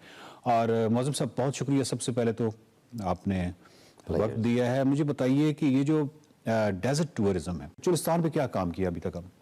अच्छा, जनूबी पंजाब बहुत रिच है टूरिज्म में। वहाँ पे जो टूरिज्म इस वक्त है वो चोलिस्तान में डेजर्ट की शक्ल में आपको नज़र आता है। इसके अलावा वहाँ पे हिस्टोरिकल टूरिज्म बहुत है और इसके अलावा रिलीजियस टूरिज्म बहुत है। वहाँ पे श्राइन्स हैं और इस तरह की मोनूमेंट्स वगैरह हैं। बड़े ही चोलिस्तान के बड़े रकबे पे फैले हुए जो पुराने किले हैं वो भी एक उनकी अट्रैक्शन है। चोलिस्तान की इस टूरिज़म ट्रेयर को मद्देनज़र रखते हुए फिर पंजाब टूरिज़म ने अभी कुछ सालों से काम करना शुरू किया है, जिसमें हमने चोलिस्तान में, आपको पता है, कोई एक जीप रैली तो करवा रहे थे और वो पाकिस्तान का एक मेगा इवेंट है। अभी दोबारा वो फरवरी में 6 से 12 फरवरी को शुरू हो रहा है। उस जीप रैली के साथ जो वहाँ पे सोशो इकोनॉमिक ग्रोथ आई है, जो लोगों की ज़िंदगियों में बहार आई है, पैसा आया है, उनका मेयार ज़िंदगी बेहतर हुआ है, वो तो एक फैक्टर जो हमारे सामने है और हम we feel proud on it. ठीक है। पंजाब टूरिज्म डिपार्टमेंट ने फिर वो जीप रैली के सेगमेंट को बढ़ाते हुए वहाँ पे एक प्रॉपर डेजर्ट टूरिज्म का इफ्तिताह इंशाल्लाह करने जा रहे हैं हम। और वहाँ पे अभी उसकी पहली बुनियादी जो रिक्वायरमेंट थी वो हमने एक वहाँ पे रिजॉर्ट बनाया, बड़ा state of the art Shelley बनाए हैं, थीमेटिक रिजॉर्ट है, जिसमें जो गूपेज होते हैं सहरा की एक पहचान, उस गूपेज की शक्ल में हमने वहाँ पे वो रिजॉर्ट बनाया। ठीक है। तो उस रिजॉर्ट के बाद वहाँ पे हमने ये जीप सफारी शुरू करनी है और फिर जैसे आपने देखा होगा दुबई तर्ज का जो डेजर्ट एक सफारी होती है वो लॉन्च करते हुए तो सहरा में लोगों को लेके जाएंगे और वहाँ पे नाइट टूरिज्म और इस तरह का वो कल्चरल इवेंट किया करेंगे। तो पूरा एक पैकेज हम लॉन्च करने जा रहे हैं जिसमें डेजर्ट सफारी, साइट सीइंग और वो कल्चरल शो और नाइट स्टे करवाया करेंगे। आपको पता है सहरा में रात जो चोलिस्तान में जो आपने वो सेटअप बनाया उसमें कितनी अभी अकोमोडेशन की कितनी गुंजाइश है, कितने लोग वहाँ पे जा सकते हैं? ये जो रैली है ना इसमें तकरीबन 5 से 6 लाख लोग 5 से 6 दिन में विजिट करते हैं। अच्छा। इंटरनेशनल टूरिस्ट भी आते हैं इसमें, पूरे पाकिस्तान से आते हैं। उस वक्त तो ये कैंप साइट्स डेवलप हो रही होती हैं, बड़ा state of the art camps लगते हैं। हमारा टूरिज्म डिपार्टमेंट ने अभी कोई 8 वहाँ पे रूम्स का रिजॉर्ट बनाया है और इसके साथ कैंपिंग फैसिलिटी हमने वहाँ पे दी है। उसी रिजॉर्ट में हमने कैंप्स रखे हैं कि अगर सयाहों की तादाद ज्यादा आ जाए तो वहाँ पे हम लोग उनको कैंपिंग करवाते हैं। इसके अलावा लोकल जो वहाँ पे पॉपुलेशन है उन्होंने भी अपने घरों को, काफी कमरों को गेस्ट हाउसेस में कन्वर्ट कर दिया। देखना ये उस एक्टिविटी का नतीजा है बेसिकली। तो इसका मतलब हम ये भी कह सकते हैं कि इस सियाहती मॉडल में जो कि चोलिस्तान में बनने जा रहा है या पनप रहा है, इसमें कम्युनिटी जो है वो मुकम्मल तौर पे इन्वॉल्व है। बिल्कुल, कम्युनिटी की इन्वॉल्वमेंट के बाद इसी को रिस्पॉन्सिबल टूरिज्म कहते हैं। रिस्पॉन्सिबल टूरिज्म का जो कॉन्सेप्ट है, जो फॉर्मेशन है, उसमें यही है कि आप लोकल कम्युनिटी, लोकल जो वाइल्ड लाइफ है, कल्चर है, उसको साथ रखते हुए आप टूरिज्म डेवलप करें। तो मैं क्या कोई ऐसी वेबसाइट है, कोई ऐसी है सोर्स जहाँ से मुझे पता चल जाए, मतलब यहाँ से मैं बुकिंग करा सकूँ? एक तो TTCP का अपना होगा यकीनन कोई ना कोई, जहाँ से मैं यहाँ पे रूम। जी, हमारी एप्लीकेशन भी है, वेबसाइट भी है। ठीक है। उसके अलावा हमारे आप फेसबुक वगैरह से भी कांटेक्ट लेकिन नंबर कोई ऐसा इंटरफेस है जिसपे या बनाया जा सकता है कि जिसमें जितने भी वहाँ पे गेस्ट हाउसेज हैं उनको भी बीच में डाला जाए, ताकि कोई भी यहाँ से जो भी जा रहा है वो यहाँ पे बुकिंग करवा के वहाँ पे। जो टूरिज्म ऐप है उसकी अभी हम रिवाइवल भी कर रहे हैं, कुछ अर्सा पहले बनी थी। उस ऐप में ये सारे जितने प्राइवेट सेक्टर के होटल्स हैं वो उसमें इंक्लूड किए गए हैं। ठीक है, प्राइवेट सेक्टर्स के जितने भी होटल्स हैं और जो गेस्ट हाउसेज हैं उनको भी आप इंक्लूड करेंगे?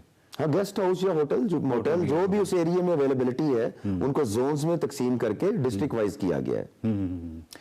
तो सर, डेजर्ट के हवाले से जो ओवरऑल आपको कुछ ट्रेंड नजर आया पिछले 3-4 सालों में जब से ये जीप रैली वगैरह स्टार्ट हुई है, कि आप जिस तरह का एक, ये तो खैर बहुत ही बड़ा ट्रेंड होता है, बहुत बड़ा रुझान होता है पहाड़ों की तरफ जाने वाला, लेकिन इस तरफ भी अब रुझान बढ़ता हुआ आपको दिखाई दे रहा है स्टैट्स की? एग्जैक्टली, स्टैटिस्टिक्स के हवाले से जब से ये जो फोर्ट मनरो का ब्रिज बना है, स्टील ब्रिज बना है, और उसके अलावा हमने ऊपर कोहे सलेमान पे कुछ काम किया है, और ये मैं जैसे आपको चोलिस्तान और बहावलपुर को बता रहा हूँ, तो यहाँ पे जो टूरिज्म अट्रैक्शंस हैं उनकी तरफ, साउथ की तरफ टूरिस्ट का रुझान बढ़ा है। ठीक है। हमने देखा कि बाइकर्स और फैमिलीज और जो ग्रुप्स हैं वो अब साउथ की तरफ काफी जाने लग गए हैं। तो मेरे ख्याल में इसमें कोई 20-30% इंक्रीज आया है। ठीक है। जो साउथ टूरिज्म है उसकी तरफ। अच्छा, लेकिन डिफरेंट डिपार्टमेंट्स जब तक वो मिलके काम ना करें, मसलन एक डिपार्टमेंट है वो बहुत अच्छा भी काम कर रहा है, लेकिन दूसरी तरफ कोई और डिपार्टमेंट, आर्कियोलॉजी की मैं मिसाल दे रहा हूँ या हिस्ट्री के हवाले से कह रहा हूँ कि बहुत सारी ऐसी बिल्डिंग्स हैं, बहुत सारी इमारत होती हैं या माइलस्टोन्स होते हैं, वो किसी और की जिम्मेदारी हो सकता है। वो जिस तरह हम वादी सून की बात करें तो आम टेम्पल की तरफ जाती है, उछाली से जब हम जाते हैं तो कोई पता नहीं है कि आम टेम्पल की जानब जाना है तो वहाँ पे कोई बोर्ड लगाओ, कोई बोर्ड नहीं लगा हुआ। मज़ाक खेज बात यह है कि लोकल्स आपको बताते हैं कि फ़लाँ पॉलिटिशियन का एक जो बोर्ड लगा हुआ है उससे लेफ्ट साइड पे जाना है, और आपको कोई पता नहीं है। और वहाँ पे जब आप टेम्पल पे जाते हैं तो कोई इन्फॉर्मेशन नहीं है, कोई बोर्ड वहाँ नहीं लगा हुआ कि इसकी हिस्ट्री क्या है, वो तमाम चीज़ें क्या हैं। अब ये तमाम चीज़ें जब तक मिलके काम ना करें तो ऑफ कोर्स एक टूरिज्म का वो फ्लो हो नहीं सकता। तो आपको इस तरह की बहुत सारी कुछ कमियां महसूस होती हैं जो एग्जैक्टली शॉर्ट कमिंग्स हैं जो पास्ट डिकेड्स रहे हैं, उसमें आपको पता है सिक्योरिटी के थ्रेट्स थे और काफ़ी ऐसी चीज़ें थी जिस वजह से कोई टूरिज्म प्रायोरिटी इख्तियार नहीं कर सका पाकिस्तान में, बल्कि उसमें डिक्लाइन आया है। लेकिन रिसेंट 3 years में we have been able to merge so many departments. अभी जो रिसेंट 1-1.5 साल से जो डेवलपमेंट पंजाब गवर्नमेंट ने की है वो ये की है कि रेलिवेंट इदारों को एक एडमिनिस्ट्रेटिव डिपार्टमेंट के नीचे किया है। अच्छा। मिसाल के तौर पे अब आर्कियोलॉजी हमारे साथ है, वो बहुत ही रेलिवेंट है। इसके अलावा डिपार्टमेंट ऑफ टूरिस्ट सर्विसेज जो रेगुलेटरी बॉडी है इसकी टूरिज्म की, वो भी हमारे साथ है। इसी तरह म्यूजियम्स को इसके साथ मिलाया गया। तो ये जो कॉम्बिनेशन है इससे मुझे लगता है कि फायदा हुआ है। और इसी के साथ वर्ल्ड बैंक का एक प्रोजेक्ट आया हुआ है जिसमें हम कामयाब हुए हैं कि बहुत सारी जगहों पे, जैसे आप अभी आम शरीफ की बात कर रहे थे, तो आम शरीफ तक तो नहीं, लेकिन आप देख सके होंगे कि खबेकी, उछाली तक और ये चकवाल के रीजन में डायरेक्शन साइंस और ये सारा लग चुके हैं, बहुत बड़े बड़े बोर्ड्स लग चुके हैं। इसके अलावा भी लाहौर में रिसेंटली आर्कियोलॉजी की साइट्स जो हैं या टूरिज्म की साइट्स हैं, तो इवन कैनाल साइट्स पे जहां मोटरवे से उतरते हैं तभी से या आप एयरपोर्ट की तरफ से आते हैं तो तभी से आपको डायरेक्शन साइन नजर आ रहे हैं। तो इसकी एक कमी थी जिसको अब पूरा किया जा रहा है। ये कॉम्बिनेशन जो है ये बेटर एग्जीक्यूट कर रहा है टूरिज्म प्रमोशन में। थैंक यू मौजूम साहब, हमारी नेक ख्वाहिशात आपके साथ है कि आप पंजाब में बेतहाशा पोटेंशियल मौजूद है, इसमें कोई शक नहीं है। हिस्ट्री के हवाले से, आर्कियोलॉजी के हवाले से, लैंडस्केप के हवाले से बहुत टूरिज्म है और आप जिस तरह लगे हुए हैं तो इंशाल्लाह ज़रूर कामयाब होंगे। बहुत शुक्रिया। नाज़रीन, बात यह है कि अगर पंजाब के टूरिज्म को देखा जाए और उसकी हिस्ट्री को और इसकी आर्कियोलॉजी को और इन तमाम चीज़ों को देखा जाए तो पंजाब में बहुत ज़्यादा रश होना चाहिए, स्पेशली जो बाहर के टूरिस्ट है उसको हर वक्त आना चाहिए। इवन हम जहाँ लाहौर में बैठे हुए हैं तो यही नहीं ख़त्म होता अगर हम हिस्ट्री की बात करें या आर्कियोलॉजी की बात करें। और लैंडस्केप जो है वो पंजाब की बहुत ही खूबसूरत है, इसमें कोई शक नहीं है। बहुत सारे इदारे जो है अपनी जगह पे काम कर रहे हैं, लेकिन इंफ्रास्ट्रक्चर जो है उसकी डेवलपमेंट जहाँ पे वो बुनियादी अगर वो नहीं है तो उसके बाद आप जो मर्ज़ी करते रहें, कुछ हो नहीं सकता। मिसाल के तौर पर अगर आपकी रोड जो है वो मुनासिब नहीं है और अगर आप वाशरूम की फैसिलिटी, बड़ी बेसिक सी फैसिलिटी होती है, अगर वो वहाँ पे नहीं है, रेस्ट एरियाज़ वहाँ पे नहीं है, या इवन जो डायरेक्शन साइंस हैं वो वहाँ नहीं है, या जो एक ज़रूरी बुनियादी मालूमात हैं उनके बोर्ड्स वहाँ पे नहीं है, बहुत सारी ऐसी चीज़ें हैं जहाँ पे बहुत सारे डिपार्टमेंट्स मिलके कर सकते हैं, और टूरिज्म जो है वो पूरी एक साइंस है, उसकी तरफ हमें उसको एज अ साइंस ही लेके हम आगे चलेंगे तो कामयाब होंगे। देखते रहिए माइंड मैटर्स।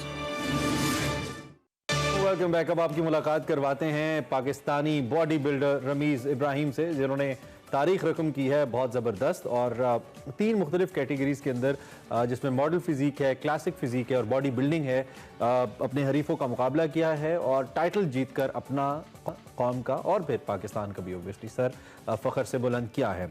ये जो बॉडी बिल्डिंग चैम्पियनशिप है, इसमें रमीज़ ने मुख्तलिफ दीगर एजाज़ात भी हासिल किए हैं, भारतीय तनसाज को शिकस्त दी है, और इनकी जो कहानी है वो बड़ी इंटरेस्टिंग है। इनको शौक़ था तनसाजी का, लेकिन इसके साथ साथ अपना जिम भी था, जो आहिस्ता आहिस्ता हालात की वजह से सब कुछ बिक गया। और इतलात ये हैं कि रमीज़ ने सीमेंट के लिए उधार लेकर अपना शौक़ पूरा किया और दुनिया भर में पाकिस्तान का नाम रोशन किया।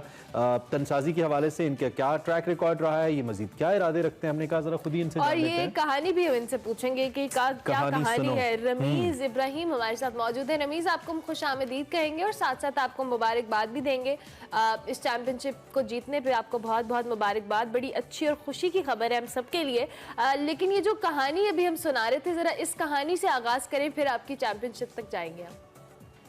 अस्सलाम वालेकुम, जज़ाकल्लाह खैर मुबारक जी। अल्लाह का शुक्र है, एहसान है अल्हम्दुलिल्लाह कि मैं ये ड्रीम पूरा करके आया और पाकिस्तान को वर्ल्ड चैंपियन बनाया और हिस्ट्री बनाई पाकिस्तान के लिए।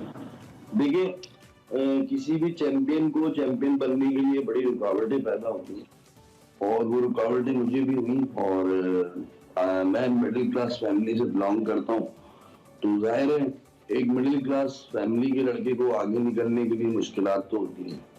मैं अच्छा ट्रेनर था, तो अच्छी अर्निंग करता था ट्रेनिंग से, तो मैंने काफी तरक्की की इस फील्ड के अंदर, क्योंकि मैं ऑलरेडी 15 साल से मुकाबले लड़ रहा हूँ। अच्छा। 15 साल में मेरे पास डिफरेंट टाइटल्स और चैंपियनशिप्स थे, जिसमें district, city, Karachi, national, Sindh, हर लेवल पे मैंने टाइटल जीते और जीतता आ रहा था। फिर इंटरनेशनली भी पिछले 7 साल से परफॉर्म करता आ रहा था, रिप्रेजेंट कर रहा था पाकिस्तान को और बैक टू बैक पोजीशंस ला रहा था।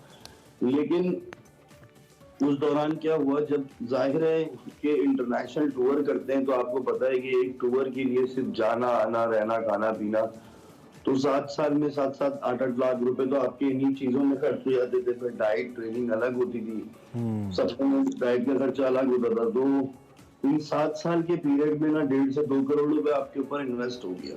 अच्छा। तो वहां से लगता, जाहिर है वो मेरे एसेट्स थे, कुछ मेरी चीजें थी, मैं उनकी कुर्बानियां देता रहा। सेल किए, कार सेल की, कुछ जो है लाइबिलिटीज चढ़ा ली अपने ऊपर। इन दी एंड जब कुछ रास्ता नहीं बना, कहीं से कोई स्पॉन्सरशिप नहीं हुई, मीडिया ने आवाज भी उठाई कि मुझे स्पॉन्सर करे, वो असल में स्पॉन्सर ना होने की वजह से मैंने ये स्टेप उठाना पड़ा, मुझे लोन लेना पड़ा। इन दी एंड मजबूरन मैंने लोन लिया, तो लोन लेने के बाद मैंने इसको पूरा किया और फिर मैं किसी तरीके से।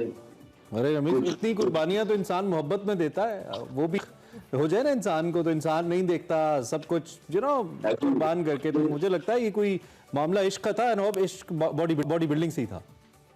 देखिए, बात ये मेरा पैशन था और लोगों ने मुझे बड़ा क्रिटिसाइज किया था कि तुम नहीं कर सकते, तुम नहीं बन सकते। अच्छा। लोगों ने मेरा बड़ा मजाक भी बनाया था ना, वो दिल पे मेरे लगी भी थी बात और मजाक उड़ाया मेरा। और दूसरा फिर जो है क्या कहते हैं, जब इंसान को पैशन होता है ना तो वो कुछ ना सोचता है। और आपने लोगों के मजाक उड़ाने के बावजूद अपनी मंजिल को पाए, बड़ी अच्छी बात है। रमीज़, अब जरा अपने इस चैंपियनशिप में अपने मुकाबले के हवाले से भी बताएं। इंडियन तनसाज को आपने हराया, ओवरऑल ये चैंपियनशिप थी कैसी और आपने अपनी आप की जो परफॉर्मेंस है उसको बेहतरीन कैसे बनाया? देखिए, चैंपियनशिप बड़ी डिफिकल्ट थी। 44 कंट्रीज ने इसमें पार्टिसिपेट किया था और ऑलमोस्ट तमाम कंट्रीज अपनी अपनी तैयारियां पूरी करके आती हैं। सबसे ज्यादा टफ जो एथलीट आए थे वो इंडिया से आए थे और मेरी ज्यादातर फाइट इंडिया से हुई थी। तो ऑब्वियसली जो इंडियन एथलीट थे उन्होंने मुझे बड़ी टक्कर दी और बड़ा जबरदस्त मुकाबला चल रहा था। अल्हम्दुलिल्लाह इन दी एंड अल्लाह पाक ने मुझे इज्जत दी। हर कैटेगरी में मैंने टूर्नामेंट ही क्लीन स्वीप कर दिया। नहीं, अमेजिंग अमेजिंग, बाकी पिक्चर्स देख रहे हैं माशाल्लाह। तो रमीज़, फिर ये जो फाइनेंशियल आप एक प्रॉब्लम का शिकार थे, जो क्रंच था आपका फाइनेंशियल, वो कोई रिकवर हुआ इन टाइटल जीतने के बाद? कोई फायदा हुआ आपको या महज टाइटल्स ही हैं? नहीं है, कोई अभी तक कोई रिस्पांस नहीं है, किसी की तरफ से कोई हेल्प नहीं हुई, किसी एक ना प्राइवेट सेक्टर से हुई ना ही जो है गवर्नमेंट की तरफ से तो कोई मैसेज भी नहीं आया अभी तक मुबारकबाद का। मुझे आए तो 4 वीक हो गए, लेकिन अभी तक शायद ऐसा लग रहा है गवर्नमेंट को पता ही नहीं कि कोई पाकिस्तानी हिस्ट्री बना के आ गया। उनकी तरफ से भी कुछ नहीं है। मैं स्टिल जो है मजीद परेशान हूँ। क्या कहना चाहेंगे आप इस प्लेटफॉर्म के थ्रू मुख्तलिफ जो स्पोर्ट्स बॉडीज हैं, जो अथॉरिटीज़ हैं, वैसे तो इन लोगों को फ़र्क नहीं पड़ता है, हमारे एथलीट्स इतना ज़बरदस्त कुछ करके अपने बलबूते के ऊपर आते हैं, लेकिन नहीं फ़र्क पड़ता। आप कुछ भी कहना चाहें इस प्लेटफॉर्म को इस्तेमाल करते हुए?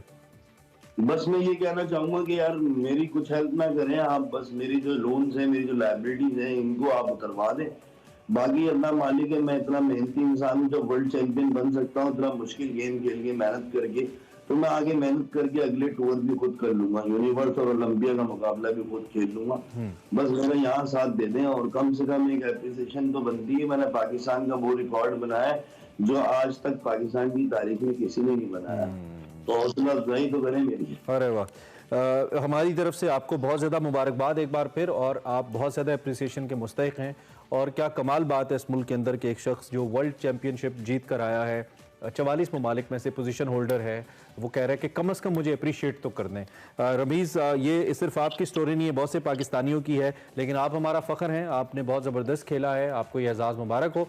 एंड हम उम्मीद करते हैं कि अगर कोई अथॉरिटी जिनका ताल्लुक स्पोर्ट्स से हो वो आपको देख रहे हैं तो ज़रूर आपसे रब्ता करें और आपको माली तौर पर ज़रूर कुछ ना कुछ इमदाद फराहम की जाए। आपका बहुत शुक्रिया, आप हमारे साथ मौजूद रहे। रमीज़ इब्राहिम हमारे साथ मौजूद थे, उनसे हम बात अफसोसनाक वैसे बात बहुत ही अफसोस। और जब भी हम किसी ऐसे एथलीट या प्लेयर से बात करते हैं, बाद में हमें अफसोस ही होता है कि इतनी बड़े मुल्क के अंदर यहाँ पे अपने बलबूते पे प्लेयर्स जाते हैं, जीत कर आते हैं, लेकिन उनको अप्रिसिएशन तक नहीं मिलती। यही तो अलमिया है इसमें। मतलब this is the least what can be done कि हम उन्हें अप्रिशिएट तो करें। हम अपने प्लेटफॉर्म से कोशिश करते हैं कि उनको अप्रिशिएट करें, और ये हमारी कोशिश थी। रमीज़ से हमने आपकी मुलाकात करवाई, जी चैंपियन है। अब हम एक ब्रेक लेते हैं, ब्रेक के बाद वापस आते हैं।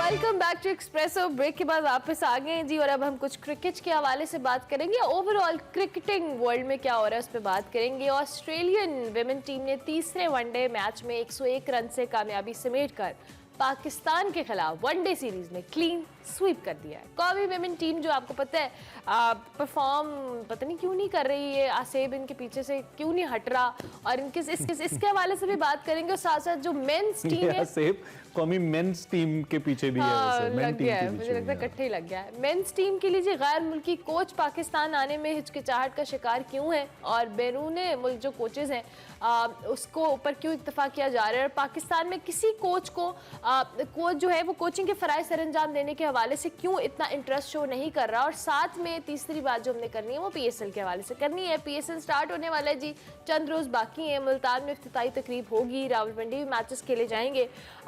इस क्रिकेटिंग वर्ल्ड में क्या क्या हो रहा है, क्या क्या अप्स डाउन चल रहे हैं, इस पर बात करेंगे। सलीम खालिक साहब हमारे साथ मौजूद है, सीनियर साफी और तज्जियाकार। उनसे हम पूछते हैं कि वो इस सूरत हाल पे क्या राय रखते हैं। सलीम साहब सुबह खैर। सबसे पहले तो ये बताइए कि बगैर बिजली के कैसा चल रहा है कराची? बगैर बिजली के चले मौसम बेहतर है, तो गर्मी तो महसूस नहीं हो रही, लेकिन अंधेरा है और अंधेरा चले ये भी थोड़ा बस चार्ज है। हमारे क्रिकेटिंग सीन के अंदर भी अंधेरा ही अंधेरा है। हमारी विमेन क्रिकेट टीम ने कहा कि हमारी मेल्स टीम टेस्ट में क्लीन स्वीप हुई है तो हम वनडे में हो जाते हैं, कुछ डिफरेंट क्या करना, क्या कहेंगे सर? सबसे पहले हमारी खवातीन की कारकर्दगी के ऊपर आप कैसे देखते हैं? देखें, ऑस्ट्रेलिया में जाके हमारी मेंस टीम नहीं जीत पा रही, तो बेचारी लड़कियों से आप क्या तवक्को करते हैं? 10वें नंबर पर है, 9वें नंबर पर है हमारी वुमेन टीम रैंकिंग में, और नंबर 1 है ऑस्ट्रेलिया। जमीन आसमान का फर्क है स्टैंडर्ड में ना। तो मेरा तो ख्याल है कोई सवाल ये बनता ही नहीं था कि हम लोग सोचें कि जीतेगी वहां जाके। तो परफॉर्मेंस तो अच्छी नहीं रही, और मैं इसमें ये नहीं कहूंगा कि बहुत खराब खेली या ऐसा है कि बिल्कुल इनमें टैलेंट ही नहीं है। बात ये टीमों का फर्क बहुत है। लेकिन हमारी सलीम भाई ये मेरा सवाल है ना, मेरी इसमें बड़ी तशवीश है कि पाकिस्तान के अंदर वाहिद खेल है जिसका एक स्ट्रक्चर मौजूद है, और हमारी खवातीन आज से खेल रही। हमारी टीम बड़ी पुरानी है, हमने बड़ी अच्छी प्लेयर्स हमारी टीम के अंदर है जो इंडिविजुअली दुनिया के अंदर बड़ा अच्छा उनका नाम है, रैंकिंग में भी अच्छी आ रही है। उसके बावजूद एक टीम अच्छी क्यों नहीं बना पा रहा क्रिकेट बोर्ड हमारा खवातीन की, चूंकि अब तो बड़ी इंपॉर्टेंट है विमेन क्रिकेट दुनिया भर में। बिल्कुल है, और क्रिकेट बोर्ड को सोचना पड़ेगा। इस सीरीज में भी एक ही 50 निदा ने बनाई थी, और 3 मैचों में मैक्सिमम जो विकेटें हैं 3 मिला के, तो वो 3 विकेटें ली हैं 2-3 बॉलर्स ने हमारे। तो individual performance as a team performance खराब है। तीनों मैच हम लोग बहुत बुरी तरह हारे, लेकिन वही बात कि जमीन आसमान का फर्क है हमारी क्रिकेट में फैसिलिटीज में। क्रिकेट बोर्ड की तरजीहात में वुमेन क्रिकेट अभी है नहीं। अब शायद नया बोर्ड आया है, वो कुछ सोचे और सोचना पड़ेगा। ठीक है, हारना तो है, लेकिन फिर ऑस्ट्रेलिया जैसे मुल्क को भेजने नहीं चाहिए अगर हम लोग ये सोचे। मगर फिर फर्क, मैं फिर वो बोलूंगा कि फर्क भी बहुत है। हमारे यहाँ उस तरह से लड़कियों को फैसिलिटीज भी नहीं मिलती कि वो ऑस्ट्रेलिया जाके कम्पीट कर सके। सिर्फ आप मैच कोई देख लें। हाँ, तो सलीम साहब आप कह रहे हैं फैसिलिटीज नहीं मिलती हैं, लेकिन पहले गिला रहता था जी कि विमेन क्रिकेट टीम इसलिए परफॉर्म नहीं करती कि जी प्रॉपर तवज्जो नहीं मिलती, उस तरह से उनको फैसिलिटेट नहीं किया जाता। लेकिन जिन पे किया जाता है उनका भी तो हाल कुछ अच्छा नहीं है। जो मेंस टीम की बात कर रहे हैं उन पे इतनी बड़ी इन्वेस्टमेंट होती है, पीसीबी इतना एक प्रॉपर दायरा चल रहा है जिसके तहत हर तरह से प्लेयर्स को अकोमोडेट किया जाता है, लेकिन स्टिल फिर ये मेंस टीम भी तो उस तरह से नहीं कर रही परफॉर्म। जी अच्छा, वुमेन टीम को ऐसा नहीं कि बिल्कुल फैसिलिटीज नहीं मिलती है। मैं ऑस्ट्रेलिया से कंपैरिजन की बात कर रहा था कि टीमों में जमीन आसमान का फर्क है। मेंस टीम बिल्कुल आप ठीक कह रही हैं कि हम लोगों को घर पे आके हरा के चले गए, जो हमने सोचा भी नहीं था। ऐसा होना बिल्कुल नहीं चाहिए था। लेकिन पहले ऑफ द फील्ड भी कई सारे मसाइल आए, जो आपने देखा होगा कि वाइस कैप्टन बना दिया गया शान को, फिर रूम खिलाया नहीं, तो मसाइल कुछ चल रहे थे। और थ्रू आउट पिचेस वगैरह का मसला रहा। सबसे बड़ा मसला हमारी पेस बॉलिंग का, कि पेस बॉलिंग हमारी जो है मुसलसल फ्लॉप रही, जो जितवाती थी हमें। फिर प्लेयर्स की कुछ इंजरीज का भी था, काफी सारी चीजें हैं मिलाकर। होपफुली पीएसएल अब आएगी तो उसके बाद जो प्लेयर्स की फॉर्म वापस आएगी, फिर अगली जो हमारी सीरीज होनी है उसमें जाके कोई ना कोई इम्प्रूवमेंट नजर आनी है। क्योंकि पीएसएल का आपने जिक्र किया, तो क्या खवातीन क्रिकेट की अगर कोई ऐसी लीग आए, सेठी साहब तो वैसे उनके तो क्रेडिट भी है लीग मुनक्किद कराने का, तो आपको लगता है कि हमारी डोमेस्टिक विमेन क्रिकेट को हेल्प हो सकती है अच्छी प्लेयर्स को ऊपर लाने के लिए? ऐसी कोई लीग का तजर्बा किया जा सकता है? वुमेन लीग बिल्कुल हो रही है। इस लीग में ही जो हमारी पीएसएल है उसमें 3 नुमाइशी मैचेस खेले जाएंगे बीच में ही। अच्छा। तो एक आगाज तो ले लिया है, टीम में बेचेंगे। लेकिन मेरा सवाल, मैंने सेठी साहब से भी ये बात पूछी थी, क्या हमारे यहाँ इतना टैलेंट पूल है कि हम इतनी सारी टीमें बना सकेंगे? तो ये लोग पूरी उम्मीद तो बहुत है, देखें क्या होता है। लेकिन बात वही है कि वुमेन लीग भी अगर शुरू हुई, इसी तरह के मुकाबले हुए जैसे मेंस पीएसएल में होते हैं और टेलीविजन कवरेज मिली, मीडिया कवरेज मिली, तो यकीनन आप इस बात को ध्यान में रखिए कि नई लड़कियां भी आएंगी खेल में और हमें नया टैलेंट मिलेगा। जिस तरह हमें मेंस पीएसएल से नया टैलेंट मिला, वुमेन पीएसएल से भी टैलेंट मिलेगा। फिर हो सकता है 4-5 साल बाद ऑस्ट्रेलिया जब पाकिस्तान टीम खेलने जाए तो इतनी खराब परफॉर्मेंस आ रहा है। ठीक है सलीम भाई, थैंक यू वेरी मच, बहुत शुक्रिया। हमने जरा नाज़रीन के साथ कुछ मोमेंट्स भी शेयर करने हैं मुख्तलिफ प्लेयर्स के, जो आजकल मुख्तलिफ हज और उम्रा वगैरह, हज का तो सीजन नहीं, उम्रा वगैरह का जो सिलसिला जारी है, ये जरा दिखा। बहुत शुक्रिया सलीम भाई, आपने हमें ज्वाइन किया। शाहीन शाह अफरीदी भी जी, उन्होंने उम्रे की सादत हासिल कर ली है और एक तस्वीर भी हरम पाक के अंदर उन्होंने शेयर की। अखबार पे तो मेरे सामने खुली हुई है वो तस्वीर, ये बल्कि आपको दिखा भी देते हैं। उस पर उन्होंने अल्हम्दुलिल्लाह लिखा और खूबसूरत तस्वीर है। अल्लाह उनकी जो कोशिश है रब की हुजूर पेश होकर अपनी हाजिरी की वो कबूल फरमाएं और हम सबको भी अल्लाह रब्बुल इज़्ज़त अपने घर की ज़ियारत जल्द करवाएं। और इसके अलावा एक वीडियो सरफराज साहब की, आपको पता है बड़े मजहबी आदमी, हाफिज़े कुरान भी हैं, अपने बच्चे को कंधों पे बिठाकर नात पढ़ते नजर आते हैं मदीना मुनव्वरा की गलियों में। माशाल्लाह जी माशाल्लाह, इट्स अ क्यूट वीडियो माशाल्लाह। अल्लाह सरफराज साहब की कोशिश भी कबूल फरमाए। जबरदस्त कम बैक किया क्रिकेट के अंदर। हम आपको आगाह करते रहेंगे इस बारे में। एक ब्रेक लेते हैं, ब्रेक के बाद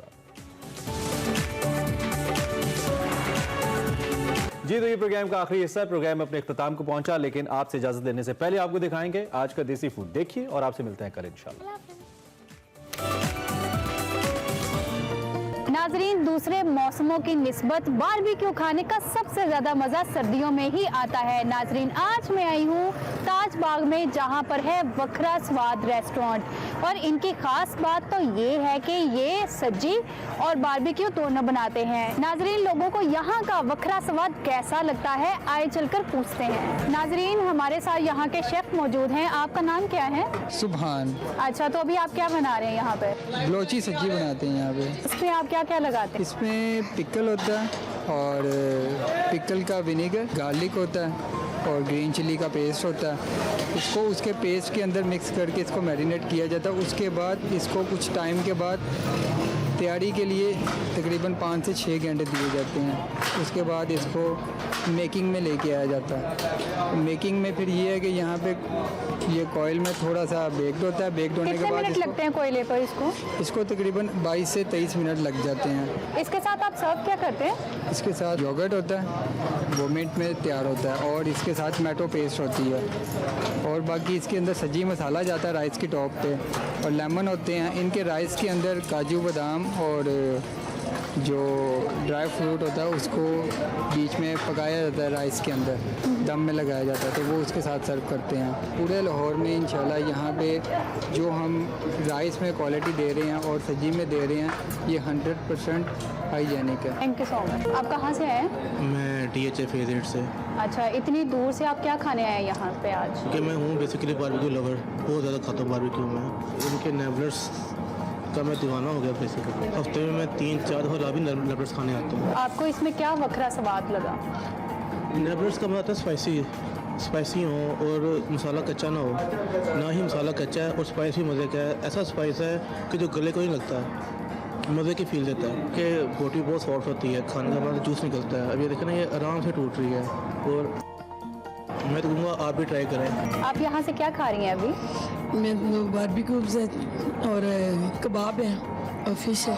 अच्छा, तो क्या वखरा स्वाद लग रहा है आपको इन चीज़ों में? मुझे तो इनका टेस्ट बहुत ही अच्छा लगा है। वैसे भी चिकन वो जूसी सा है और बहुत अच्छा टेस्ट है इसका। आप तो माशाल्लाह घर में भी कुकिंग करती हैं, तो आपने बारबेक्यू बनाया होगा कभी ना कभी, तो वैसा लगता है आपको? नहीं, इनका मेरा हाल मेरे से थोड़ा सा बेहतर हो था जो मैं घर में बनाती हूँ उस हिसाब से इनका ज़्यादा बेहतर था। आपने यहाँ से क्या ऑर्डर किया? बारबेक्यू, कबाब और फिश वगैरह। अच्छा, तो कैसा टेस्ट लगा आपको? हाँ, बहुत अच्छा टेस्ट। क्या वखरा स्वाद है इनका? कह सकते हैं कि चिकन बहुत ज़्यादा मतलब परफेक्टली ग्रिल्ड है और जूसी है, तो मुझे लगता है कि इसका बहुत ज़्यादा होना ज़रूरी है कि आपका जो खाना है वो परफेक्टली कुक्ड हो। सो मुझे लगता है बहुत अच्छा बना है इनका। हमारे साथ मौजूद हैं यहाँ के ऑनर जहांजेब अहमद साहब। आप मुझे बताएं, वखरा स्वाद नाम रखने का ख्याल कैसे आया था? जी, मैं एक दिन बैठा हुआ था दोस्तों के साथ, और बस वो होटल के काम शाम चाहते थे, तो नाम कुछ ज़हन में नहीं था आ रहा, फिर ऐसे बैठे बैठे ज़हन में आ गया, तो वखरा स्वाद। जब रेस्टोरेंट बनता है तो सबसे मुश्किल काम होता है उसका मेन्यू सेट करना, तो आपने मेन्यू कैसे सेट किया था?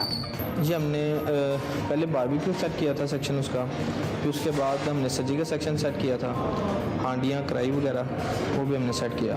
उसके बाद फिर हमने फर्दर फास्ट फूड स्टार्ट किया था। लोग ज़्यादा शौक से क्या खाना पसंद करते हैं यहाँ से? कुछ लोग हैं जो रेगुलर कस्टमर हैं, वो सब्जी बहुत अच्छी खाते हैं। और बारबेक्यू में क्या क्या बनाते हैं आप? बारबेक्यू में नेबलेट है, बिहारी बोटी है, टिक्का बोटी है, और रेशमी बोटी है, रेशमी कबाब है, चीज़ कबाब है, और चिकन कबाब है, और हम ग्रिल फिश भी देते हैं। लोग बारबेक्यू में ज़्यादातर क्या खाना पसंद करते हैं?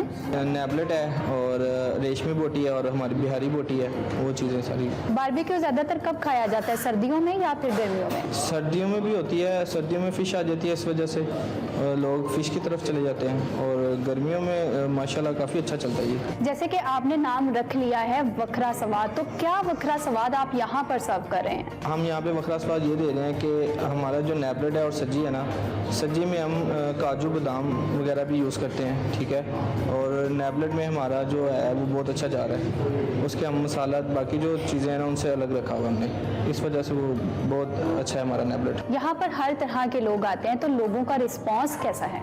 लोगों का रिस्पॉन्स बहुत अच्छा है।